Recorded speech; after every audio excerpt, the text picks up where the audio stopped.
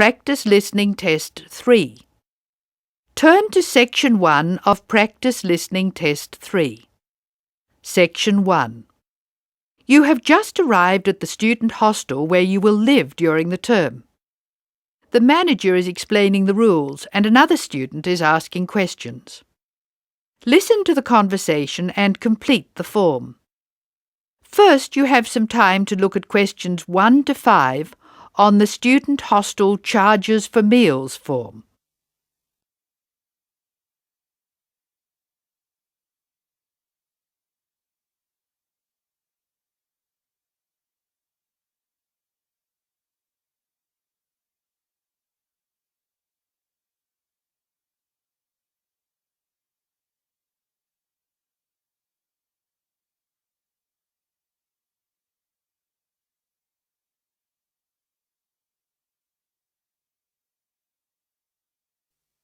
You will see that there is an example which has been done for you.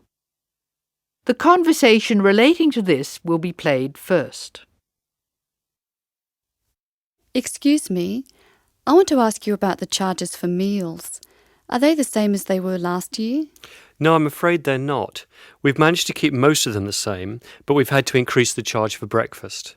How much is it now? It's $2.50. It used to be $2. I see. What about lunch? It's unchanged, still $3. Breakfast costs $2.50, so the change has been written in. Lunch still costs $3, so the information has been ticked. Now we shall begin. You should answer the questions as you listen because you will not hear the recording a second time. Now listen carefully and answer questions 1 to 5. Excuse me, I want to ask you about the charges for meals. Are they the same as they were last year? No, I'm afraid they're not. We've managed to keep most of them the same, but we've had to increase the charge for breakfast. How much is it now? It's $2.50. It used to be $2. I see. What about lunch? It's unchanged, still $3. Does dinner still cost $3? Yes, it does. We've managed to keep the prices down this year, but the best deal is the 3-meal plan for $48 per week. We give you vouchers to present when you come into the cafeteria, and you get 21 meals for your $48. That works out to a little more than $2 a meal. The 2-meal plan is also at last year's rates of $36 per week. We give you vouchers for that too. My sister was in this hostel before me. I'm sure the hours for breakfast used to be longer. Yes, they were. They used to be 7 to 9:30, but to keep our expenses down, we made them 7 to 9. Lunch is the way it was, though. Hold on, dinner, 6 to 7:30, isn't that a change? Yes, it is, and in fact the form is wrong. It used to be 5:30 to 7:30, but now it's 6 to 8 p.m. 6 to 8 p.m, that's good. So, which plan would you like? I'd like to think about it, please. I need to check my lecture schedule. Now look at questions 6 to 8. Listen to the conversation between the student and the manager and match the places in questions 6 to 8 to the appropriate letters A to F on the map.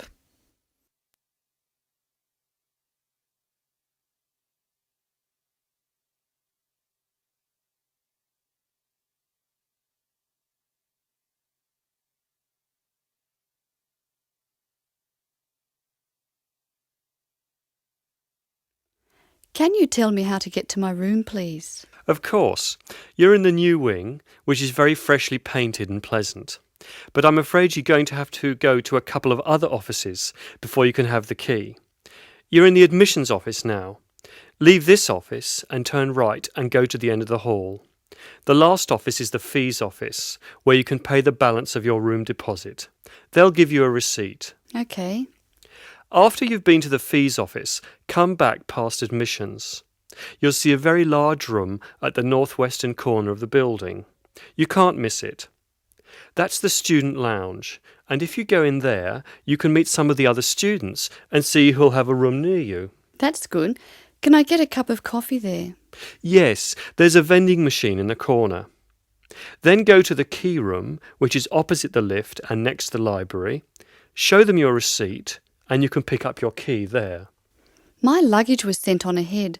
Do you know where I should collect it? The box room is next to the women's toilet. You'll have to get the key from the key room. Thank you. That is the end of section 1. You will now have some time to check your answers.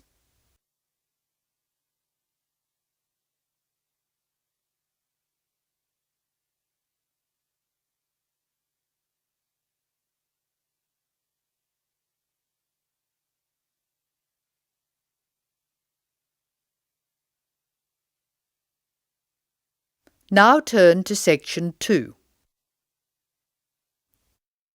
Section 2.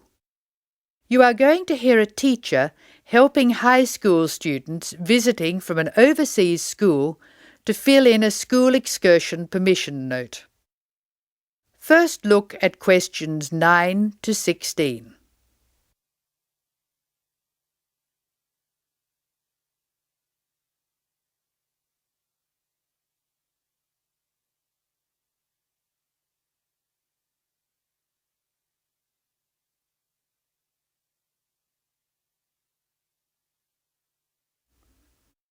Listen while a teacher tells you how to complete the school excursion permission note.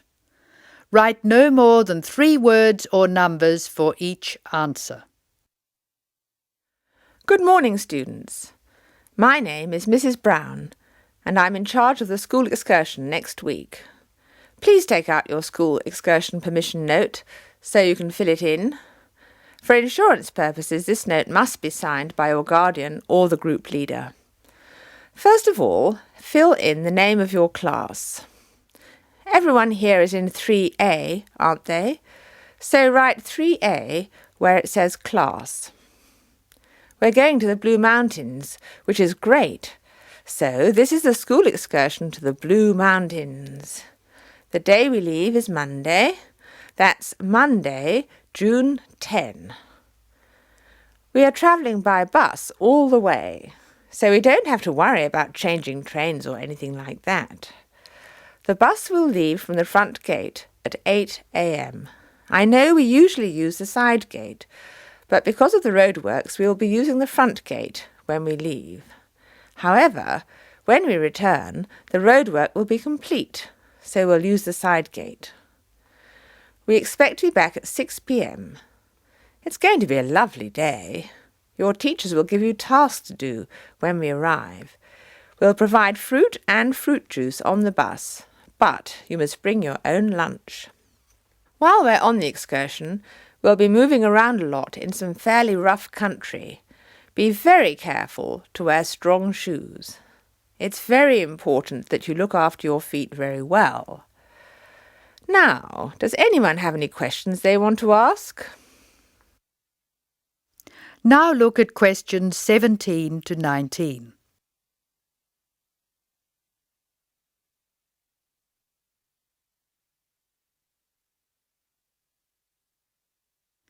As the talk continues, answer questions 17 to 19. Write no more than 3 words or numbers for each answer. No questions? OK. I'd just like to fill in a few more details. The bus should arrive in the Blue Mountains at 11 a.m.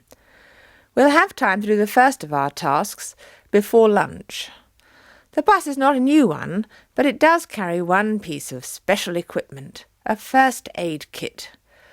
I certainly hope we won't have to use it, but it's nice to know it's there in case we have a medical emergency.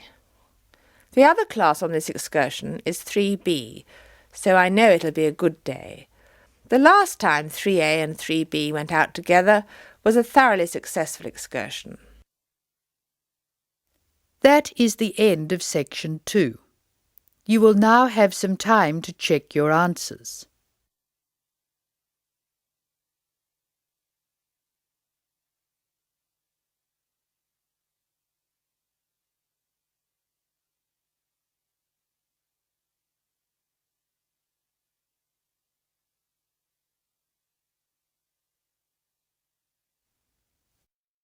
Now turn to Section 3. Section 3. In this section, you will hear a conversation between Mrs. Lamb, a member of the staff in a large hospital, and Andrew, who is a student in the nursing school. Mrs. Lamb is explaining the rules about visiting hours in the hospital. Look at questions 20 to 25.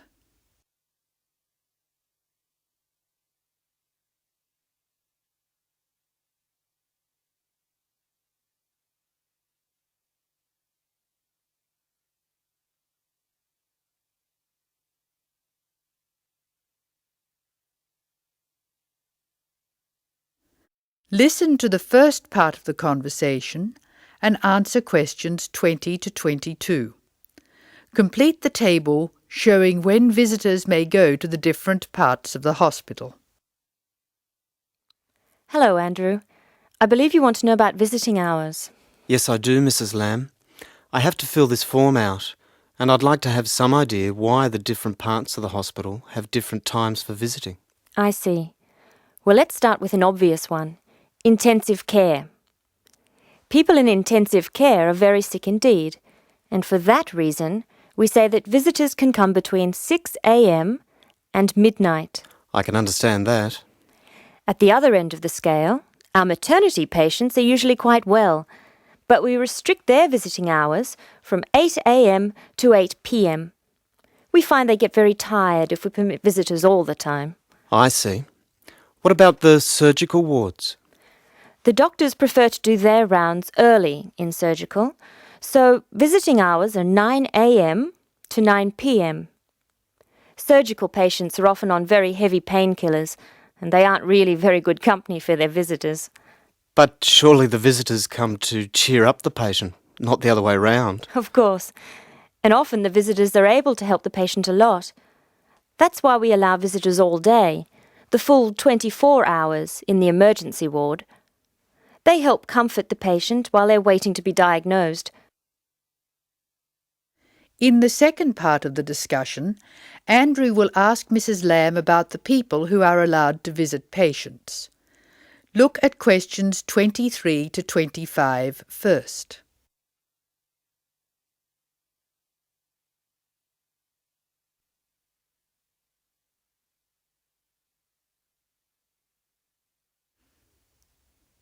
Complete the table showing who is allowed to visit and the number of visitors permitted. Use the letter A to show that adults may visit, E to show that everyone may visit, and I to show that only immediate family may visit. Of course, it's not just everyone who can visit a sick patient. People in intensive care can only be visited by their immediate family. What's more, we only allow 2 people in at any time. We let children of the immediate family in to visit people in intensive care, but we don't like to do it. It's very hard on the children, and it may distress the patient. However, if the patient asks for the child, and the family agrees, that's okay. What about children in maternity? Of course we let them in. They're very pleased to see their mothers. The rule in maternity is everyone may visit, up to 6 people at a time.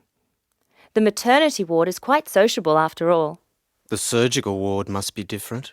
It is indeed. We don't allow children in the surgical ward because of the danger of infection. And as you know, we restrict the hours. There are a lot of procedures which must be carried out on surgical patients, and we only let 2 visitors come in at a time. And in emergency, people are allowed to visit all the time? Oh yes, we rely on patients' relatives to be there for them, and we permit everyone to visit the emergency department at all hours. However, we restrict it to 3 visitors for each patient. Otherwise, the room just gets totally crowded. Now listen to Mrs. Lamb explaining where Andrew will spend the first week of his training. Circle 2 letters. An example has been done for you. Look at questions 26 and 27.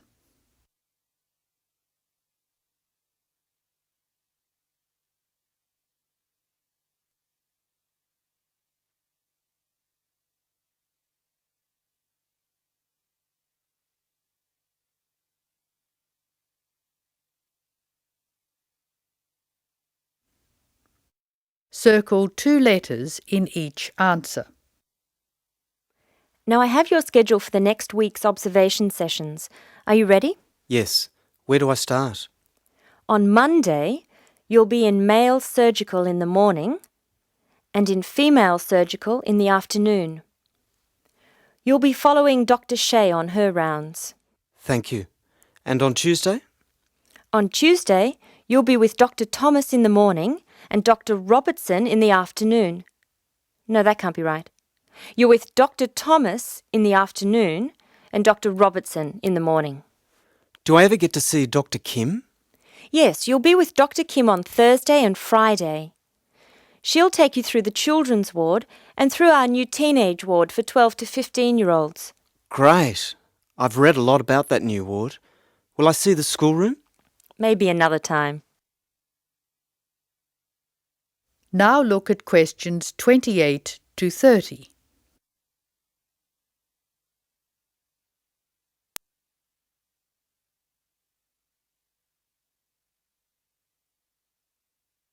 Now answer questions 28 to 30. Write no more than 3 words or numbers for each answer. And what will I do on Wednesday? On Wednesday, you'll join the other students for lectures. You'll be in the Redmore lecture room between 8 and 10 a.m. and later between 2 and 3 p.m. Thank you. Do you know how big my class is? The intake this term is 200 first-year students. I'm pleased to say about 1/3 are men, which is good. Nursing used to be an almost entirely female occupation. I know. My father trained as a nurse, and he was considered very unusual. Is he still working as a nurse? Yes, he's working in a hospital in the country. I guess I just wanted to follow his example. That is the end of section 3. You will now have some time to check your answers.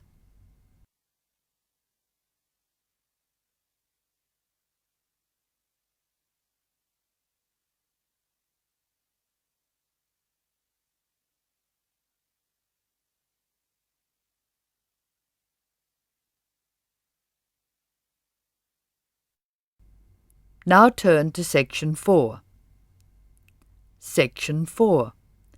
You will hear an extract from an introductory talk given to a group of students who have just entered a university residential college. The speaker is the principal of the college. Listen to what the speaker says and answer questions 31 to 37. First, you have some time to look at questions 31 to 37.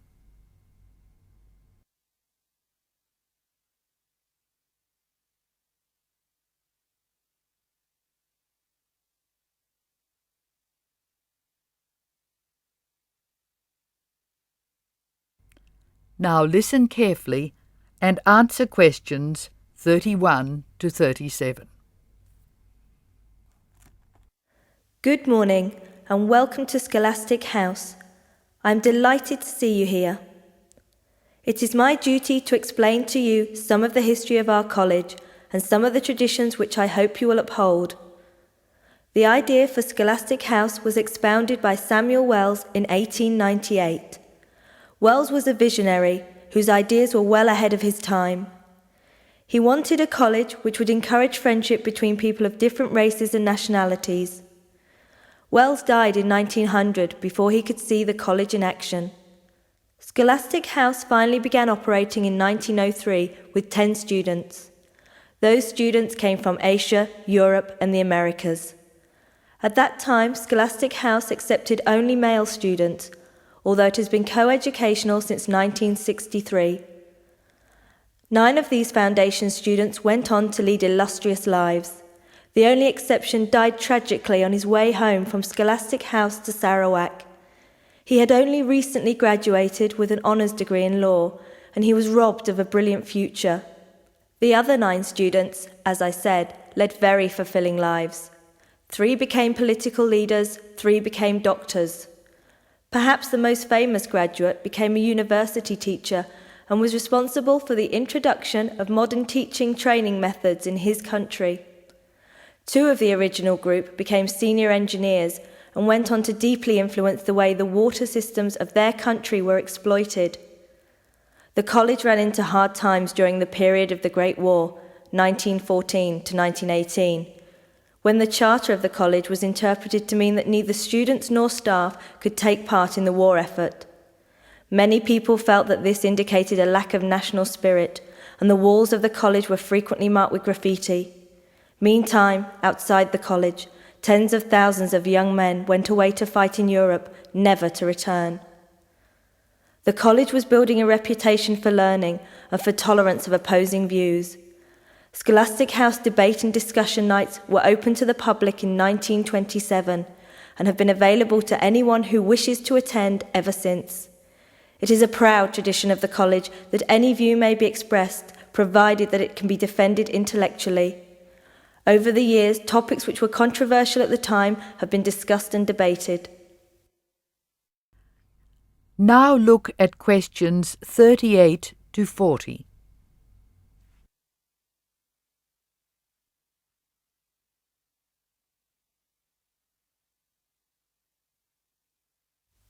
As I said, the college has a proud history of publicly examining controversial issues. Why should we do this? The publicity we receive is often sensational, and there is no joy in encouraging argument for its own sake. In fact, that sort of discussion just increases tension. The only legitimate reason for our behaviour is that it casts light upon the topic in question and informs the debate. And controversial topics are the ones which most need informed attention. As the world forges ahead, we often find our scientists have outstripped our philosophers. We frequently develop scientific marvels without realizing their full implications. Nowhere is this more obvious than in medicine. We are now able to keep people alive far longer than before. But this medical ability must be measured in relation to the quality of those lives. I urge you to spend your time at Scholastic House wisely. You are the heirs of an excellent academic tradition of which we can all be justly proud. It is your responsibility to continue this tradition of querying where our world is going. Progress is not always upwards. I wish you every joy in your time here, and I hope that I will hear much well-informed debate from you. That is the end of section 4. Now you have some time to check your answers.